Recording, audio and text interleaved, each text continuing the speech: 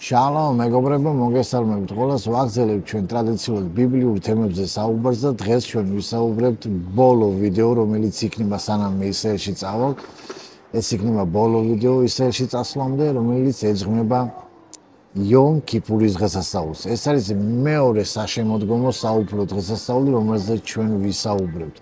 ვისაუბრებთ ძალიან მოკლედ, რადგან ეს არის ძალიან ღრმა თემა და ძალიან დიდი თემაა და სლა ჩემოკარგებო ჩვენ ვისაუბრებთ მომავალში ჩვენ როდესაც დავბრუნდებთ ისრაელიდან გეგმავთ უკვე ბიბლიური ვიწყებთ ბიბლიის ციკლის შესწავლას თავიდან ბოლომდე და ასე რომ არ გამოტოვოთ ვინცაც გამოწერილი არ გაქვთ არხი აუცილებლად გამოიწერეთ ჩვენი არხი ეს ძალიან მნიშვნელოვანია რომ არ გამოტოვოთ ის სწავლებები რომლებიც სასიცოცხლოდ მნიშვნელოვანია ჩვენი უფალში სიარულისათვის ასევე ჩემ გამომწერებს ვისაც გაქვთ გამოწერილი ჩვენი არხი აუცილებლად მოიწონეთ ეს ვიდეო აუცილებლად დააკომენტარეთ რადგანაც YouTube ასე უყურებს ესე იგი YouTube უყურებს თუ ადამიანი ალაიქებს დააკომენტარებს ესე იგი ეს თემატიკა შენთვის მნიშვნელოვანია და შენი ამ ვიდეოს თავაზობს სხვა ადამიანს რომელი ადამიანს ინტერესდება ამ თემატიკით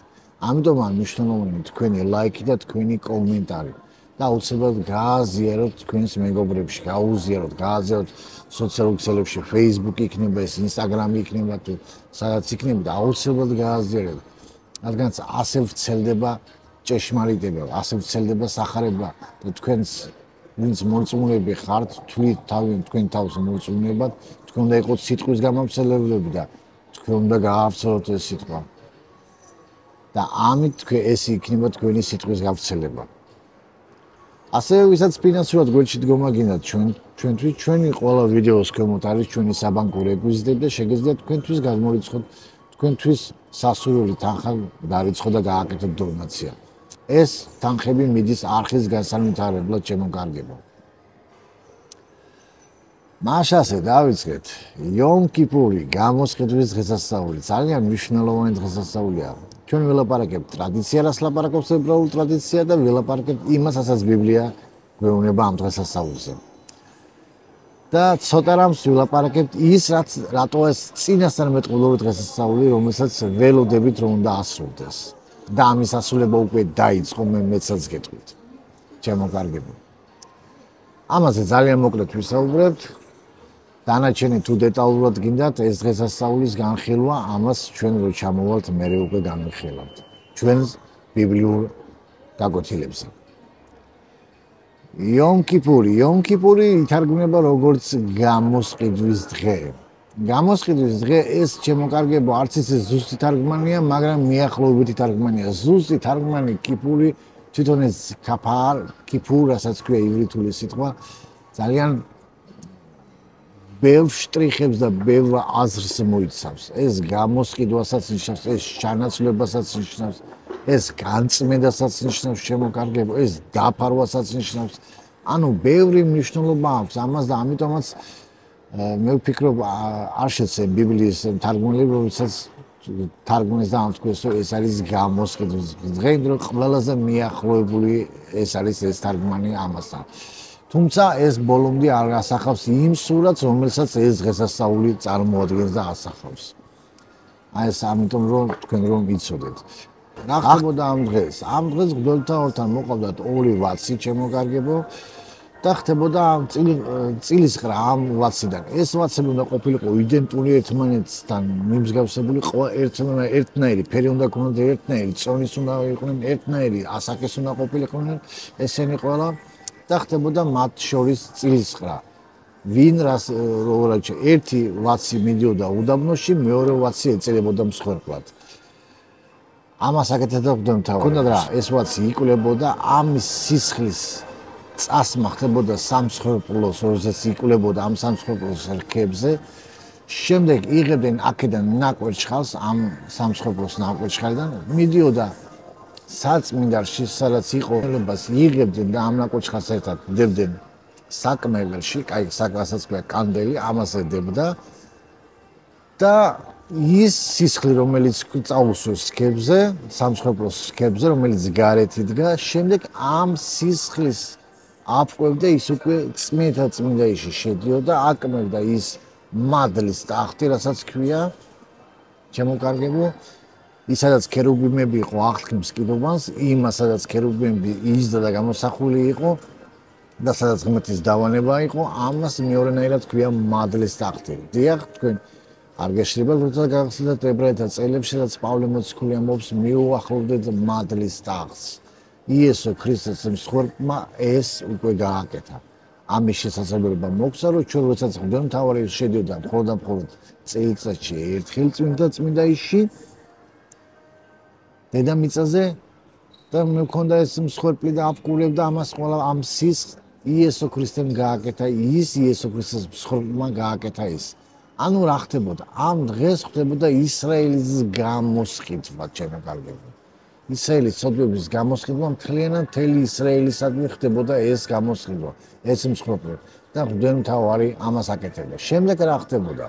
შემდეგ მღვდელმთავარი როდესაც გამოსყიდვას აკეთებდა, შემდეგ ეს ცოდვები ხო წმინდაში არ რჩებოდა. ეს ცოდვები შემოკარგებო გამოკვდა მღვდელმთავარს, ანუ მღვდელმთავარი იწვევდა ამ ცოდვებს და მეორე ვაცი, რომელიც იყო დარჩენილი ცოცხალი, ორი ვაცი იყო, ერთი მსხვერპლად მოქონდათ, მეორე ვაცი უდაბნოში გასაშობად. ამ ვაცზე დაადებდა მღვდელმთავარი ხელს, შემოკარგებო, ხელზე ამ ეს ცოდვები გადადიოდა უკვე ამ განტევების ვაცზე და მთელი ისრაელის ცოდვები გადადიოდა უკვე შემდეგ ამ ვაცზე და ამ ვაცს უშვილდნენ უდაბნოში. ტრადიცია ამბობს, ზოგი კალდეში გადააგდებდნენ ამ ვაცს ამბობდნენ, ზოგი ამბობს, რომ უდაბნოში იკარგებოდა. ზუსტად არა, მაგრამ ბიბლია გვეუბნება, რომ უდაბნოში გასაშობად უშვებდნენ ამ ვაცს. შემდეგ იმას კლავდნენ თუ არ კლავდნენ, ამას ბიბლია აღარ გვეუბნება. მაგრამ ტრადიცია გვეუბნება, რომ ზოგი ტრადიცია ამბობს, რომ კლავდნენ, გადაჩეხავდნენ, ზოგი ტრადიცია ამბობს, რომ ის უბრალოდ უდაბნოში უშვებდნენ. რატოა ეს დღესასწაული ასე მნიშვნელოვანი? ამ დღეს ისრაელში შემოკარგებო მთელი ისრაელი მარხულობდა. როდესაც მღვდელმთავარს მოქონდა მსხვერპლი, ისრაელი ამ დროს იმდაბლებდა თავს და ინანიებდა თავის ცოდვებს. და ამ მონანიებულ ცოდვებს, როდესაც ის ინანიებდა, აქედან ხდებოდა ეს გამოსყიდვა შემოკარგებო. ანუ იომ ტროა, რომელიც საყვირების დღესასწაულია, ახსენებდა ადამიანს, ღმერთის აღთქმას, ღმერთის სიტყვას და მოლოდინი მესამე რაც იყო ამ მოლოდინი რომელიცაც მიყავდა წითელი ხაზით მიყავს ამ დღესასწაულთან ებრაელი იწყებდა როდესაც გაიგონებდა საყვირების დღესასწაულს ის იწყებდა თავის ცოდვების მონანიებას ის იწყებდა იმ ცოდვების მონანიებას როდესაც ის აღმოაჩენდა ღმერთის სიტყვასთან მიმართებაში იმიტომ რომ ეს აღთქმას გულისხმობს ეს გულისხმობდა აღთქმის გახსენებას ეს გულისხმობდა ღმერთის სიტყვასთან დაბრუნებას ადამიანი რომელიც მთელი წლის მანძილზე ცდილობდა ეცხოვა წმინდანად და სუფთად ხო მე ამ ასეთ ხალხზე ვამბობ აი ასეთ კატეგორია ხალხზე ეს მიდის საუბარი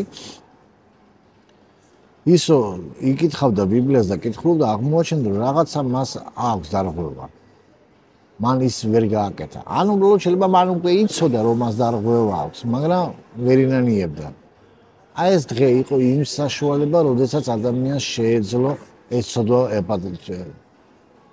მოეცილებინა, ანუ მოეხსნა. მოხსნა ხდებოდა ამ ცოდვის შემოკარგება. ხდებოდა გამოსყიდვის დღეს. ხდებოდა ყველა ცოდვების გამოსყიდვა. ტრადიცია, ებრაული ტრადიცია კიდევ გვასწავლის და მოგვიწოდებს შემოკარგება, რომ ჩვენ ვიყოთ ამ დროს ვიმარხულოთ ამ დღეს, აგრეთვე ვაკეთოთ ბევრი სიკეთე. ჩვენ მოყვასების მიმართ, ჩვენ ახლობლების მიმართ, ვისაც ვიცით რომ უჭით არ აქვს სამსახური, შეგვიძლია მათ დავეხმაროთ ფინანსურად, ან საკვებით, ან დასაცმით, ან ფინანსურად, ვის როგორ საშუალება აქვს შემოკარგებო, თავარია უნდა ვაკეთოთ სიკეთე. ამ დღეს ეს არის ძალიან მნიშვნელოვანი. როცა ჩვენ ვიცით რომ ჩვენ მოყვას მოძმეს, ძმას, ქრისტიანს, ან ებრაელს, ან არაებრაელს, მაგრამ ჩვენი ქრისტიანი ძმაა ქრისტეში და ხედავთ რომ მას უჭის დაკარგა სამსახური ან არა აქვს სამლის ფული ან საჭმლის ფული ან რაღაცა ჩვენ აუცილებლად უნდა გავაკეთოთ ამ დღეს სიკეთე. ეს არის ძალიან მნიშვნელოვანი და ებრაელური ტრადიცია, ებრაელები ამას ყოველთვის აკეთებენ. ამ დღეს ძალიან განსაკუთრებული მნიშვნელობით. ეს არის ამ დღის არსი, რასაც მდგომარეობს, ვიყოთ კეთილები. ამას აკეთებ, თქვით რომ მთავარი ასე აკეთებდა, ტრადიცია ამას გვეუბნებოდა. ტრადიცია ამას გვასწავლის, ვიყოთ სიკეთე. ლაპარაკობთ წინასწარმეტყველო მნიშვნელობა რატო აქვს ამ დღეს. წინასწარმეტყველო მნიშვნელობა აქვს ის აქვს, რომ ჩემო კარგებო, მღვდელმთავარი, რომელიც არის ზეციუს დაწმინდაში იესო ქრისტე, რომელზეც პავლე მოციქული ამბობს ჩვენი რომ ჩვენ ყავს შუამდგომელიო კაცი იესო ქრისტე, პირველი ტიმოთეს 2:5 თავშეც წერია. ერთია ღმერთსა და კაცს შორის შუამდგომელი იესო ქრისტე, რომელიც არის კაცი იესო ქრისტე. აი ეს მღვდელმთავარი, ეს აღდგა სხეულში მღვდელმთავარი, რომელიც აღდგა და ამაღლდა ზეციურ საწმინდაში, თქვენ უნდა გესმოდეთ, რომ ტაძარი, რომელიც იყო, ეს იყო ანარეკლი, ეს იყო პროტოტიპი, ეს იყო მაკეტი იმისა, რაც ზეცაშია. და ამიტომ გამოსყიდვა, ნამდვილი ჭეშმარიტი გამოსყიდვა ხდება ზეცაში. ამიტომ არის ის მღვდელმთავარი ასული ზეცაში, ჩემო კარგებო. და ამ დღეს ის ამ დღეს კი არ შედის, ის იქაა უკვე. ჩემო კარგებო და გამოცხადების წიგნის თუ თქვენ დააკვირდებით, გამოცხადების წიგნში თქვენ დაინახავთ იესო ქრისტეს მოქმედებას, მღვდელმთავრის მოქმედება, რომელიც არის აღწერილი ლევიტელთა მე-16 თავში. თუ წაიკითხავთ, დაკვირდებით, თქვენ დაინახავთ რა მოქმედებას ასრულებდა მღვდელმთავარი და დააკვირდით გამოცხადების წიგნში, სადაც იოანე აღწერს იესო ქრისტეს მოქმედებას ზეცაში. რას აკეთებს? იგივე სურათია, ანალოგიური იგივე სურათია იმასაც მღვდელმთავარი აკეთებდა ტაძარში, წმინდათა წმინდაში, იგივე სურათს აკეთებს იესო ქრისტე. ჩემო კარგებო, ამ რატოა წინასწარმეტყველური? წინასწარმეტყველური ეს არის, ჩემო კარგებო, როდესაც უკვე მღვდელმთავარი გამოდიოდა და იტყოდა აღსრულდა, ანუ ცოდვები უკვე იპატია, ამ დროს იწყება სამსჯავრო. სამსჯავრო ეს არის ის, რასაც ცოდვები გადაქონდა განტევების ვადზე. ჩემო კარგებო, თქვენ უნდა გესმოდეთ, რომ სანამ მღვდელმთავარი იყო ისრაელში, წმინდათა წმინდაში, მაშინ შეეძლო ისრაელიანის მონანიება. როდესაც ის გამოდიოდა, უკვე მონანიება ვეღარ ხდებოდა. ამიტომ ის ჩემო კარგებო, რომ მეორედ მოსვლის დროს მონანიება აღარ იქნება. მეორედ მოსვლის დროს უკვე სამსჯავრო იქნება. სამსჯავრო არა მორწმუნე ხალხის, არამედ ურწმუნო ხალხის, იმიტომ გასამართლება უნდა მოხდეს ეშმაკის და ყველა მისი ეშმაკის მიმდევრების. ბოროტების გასამართლება უნდა მოხდეს და დანიელის წიგნში ეს არის აღწერილი უნიკალურად მე-7 თავში, რომ სამსჯავრო გადაეცა მის წმინდანებს. მე-7 თავში ეს აღწერილია. და ასევე დაწერილია დანიელის წიგნში, რომ როდესაც ის მოვა, გადაშლილი იყო წიგნები. სამახსოვრო წიგნები. სამახსოვრო წიგნების მეორე სახელწოდება არის, ჩემო კარგებო, სიცოცხლის წიგნი. და ამ დროს ებრაული ტრადიცია გვასწავლის და ებრაელები ერთმანეთს ასე უსულებენ. გმარ ხათიმატოვა, ანუ კარგი ჩაწერა კონდეს სიცოცხლის წიგნში. ეს სამსჯავრო არის მათთვის, იწყება მათთვის, ვინც არ არის სიცოცხლის წიგნში ჩაწერილი. და სიცოცხლის წიგნში ჩაწერა იწყება იომ ტროას დღესასწაულიდან. ადამიანები, რომელიც უკვე ახსენებენ. ჩემო კარგებო, ეს მარტო ამ დღეს არ ხდება. ეს ხდება იმ დღეს, როდესაც ადამიანი ინანიებს თავის სოდოს, მაგრამ როდესაც ინანიებს, ყველა დღე შეიძლება ადამიანმა ჩაიწერა სიცოცხლის წიგნში ურწმუნო ადამიანი, ვინც მოbrunდება. მორწმუნეს აღარ უნდა, მორწმუნე უკვე ჩაწერილია სიცოცხლის წიგნში. ეს არის, რომ ებრაული ტრადიცია ცოტა ზუსტად ვერ გაიგო ამ დღესასწაულის იომ კიპურის დანიშნულება. ბოლომდე მათ ვერ გაიხსნა, იმიტომ რომ მათ უკვე ტაძარი აღარ აქვს და რაბინული ტრადიცია უფრო სხვაგან წავიდა, ვიდრე იმისკენ, სადაც ბიბლია ამბობს. ბიბლია ამბობს, ყოველი მისი მორწმუნე იესო ქრისტე ამბობს, არ მიდის სამსჯავროზე. მაგრამ ის ნიშნავს, რომ სამსჯავროზე ის იქნება, ვინც მსჯავრს დადებს ბოროტებას. მღვდელმთავარი გამოდიოდა და მსჯავრს დებდა იმ განტევების ვადზე. მსჯავრი ანუ გადადიოდა, ის სოფლები გადადიოდა. ესე უნდა გადავიდეს ისო გამოვა, დამთავრდება მადლის ეპოქა. მონანიება აღარ იქნება. ის მოდის, რათა გაასამართლოს ქვეყნიერება. ამიტომაა ჩემო კარგებო, ვინც ეკლესიის ატაცებას ელოდებოდა 23 სექტემბერს საყვირების დღესასწაულზე, არასდროს დროს ელოდებოდა. მან დაასრულა მოვლენებს. ნუ იქნებით ის უგნური ქალწულები, რომელმაც 5 უგნური ქალწული იყო, რომელმაც ზეთი აიღეს, არ წაიღეს, მათმა დაასრენ მოვლენებს. ნუ დაასრეთ მოვლენებს, ღმერთს თავისი კალენდარი აქვს და ზუსტად თუ მეორედ მოსვლა იქნება, ეს მეორედ მოსვლასაც უძახით, ეს არის ის, რომ იომ კიპურის დღედან, როდესაც იწყება დღეს საღამოს, ხვალ საღამომდე, ეს არის ის ერთი დღე, რომელიც მღვდელმთავარი მოქმედებდა წმინდათა წმინდაიში. იქიდან რო გამოვა, მერე დამთავრებული, მაგრამ ჯერჯერობით ის არის ზეციურ საწმინდაში. როდის შევიდა ზეციურ საწმინდაში და როდის გამოვა, როდის შევიდა კი ვიცით, მაგრამ როდის გამოვა ეგ არ ვიცით. როდის შევიდა, ამაზე ჩვენ ვისაუბრებთ ჩვენ ბიბლიურ გაკვეთილებზე და ვილაპარაკებთ იმ ისტორიულ მოვლენებზე კიდევ, რომელზეც ჩვენ გეგმავთ, რომ ჩამოვიდეთ, როდესაც ჩამოვართ ისრაელიდან, მაშინ ვილაპარაკებთ ყველა ამ ძალიან საინტერესო თემებზე, რომლებსაც ჩვენ ველოდებით შემოკარგებო და რომლებიც უნდა ასრულდეს შემოკარგებო. მაშასე შემოკარგებო, მე მინდა რომ კარგად გაიგოთ ეს, რაც ნიშნავს ეს იომ კიპურის დღესასწაული.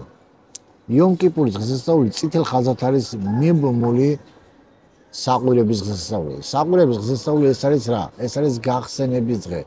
რას გვახსენებს? გვახსენებს აღთქმებს, გვახსენებს ღმერთის სიტყვას და გვახსენებს რომ ჩვენ უნდა მოვინანიოთ სოდვები და ეს დრო გვაქვს იომ კიპურამდე, სანამ საბოლოო გამოსყიდვა მოხდება, სანამ საბოლოო რიცხვის გამოსყიდულების შეივსება. იქამდე არის იესო ქრისტეს საწმინდაში. და ისეაშიც მონანიება ხდებოდა, სანამ მღვდელმთავარი იყო საწმინდაში. საწმინდარიდან რო გამოდიოდა, მღვდელმთავარი ამბობდა ახსოვდა. დამთავრდა, მე ვეღარ მოვინანიებთ. ეს დაიწყო 2000 წლის უკან გოლგოთაზე, როდესაც იესო ქრისტემ თქვა ახსოვდა. დაიწყო ეს პროცესი. და დამთავრდება, როდესაც ის გამოვა ზეციური საწმინდარიდან. და ბოლო საყვირის ხმაზე, რომელსაც პავლე მოციქული ამბობს პირველი კორინთელთა წერილების მე-15 თავში. ბოლო საყვირის ხმაზე, რომელსაც ქვია თქია გადო ებრაულად, დიდი საყვირის ხმა ქვია მას. და მას აქვს გრძელი ხმა, გრძელი ტონალობა. მაშინ ნიშნავს, რომ მღვდელმთავარი გამოვიდა საწმინდარიდან. ეს არის შემოკარგებო ის ნიუანსი, რომლებსაც ბევრი ვერ ხედავს, იმის გამო, რომ ძალიან ბევრმა შაბლონებმა და ბევრმა სტერეოტიპულმა სწავლებამ და შაბლონურმა სწავლებმა დაფარა ის ჭეშმარიტება, რომელიც დევს. ამიტომ ვცდილობ ჩვენ ებრაული ტრადიცია ამ შაბლონებს ავხადოთ ფარ და მოვაცილოთ და ის რაც დევს და ჭეშმარიტი რაც არის, იმას ჩავეჭიდოთ. ჩავეჭიდოთ მის სიტყვას და მისი სიტყვის დაცვას. მაშასე შემოკარგებო, ილოცეთ ჩვენს მგზავრობაზე ისრაელში რომ მივდივართ, ილოცეთ ის გეგმა, რაც ჩვენ დავისახეთ გეგმად და გეგმა გვაქვს, რომ გადავიღოთ ისრაელი, გადავიღოთ ის ბიბლიური ადგილები და იქიდან მოგიყვეთ საინტერესო ისტორიები, რაც ბიბლიაში არის დაწერილი და თქვენი თვალით გახილვინოთ ის, რა როგორ არის სინამდვილეში. მაშასე ილოცეთ ჩვენზე, ჩვენ უკვე 5-ში მივფრინავთ, ანუ აქედან უკვე 4 დღეში უკვე მივფრინავთ, ასე რომ შემოკარგებო, ილოცეთ ჩვენ მგზავრობაზე, მშვიდობიანად წავიდეთ და მშვიდობიანად ჩამოვიდეთ. მაშასე ვიყურეთ, გაგრძელება იქნება.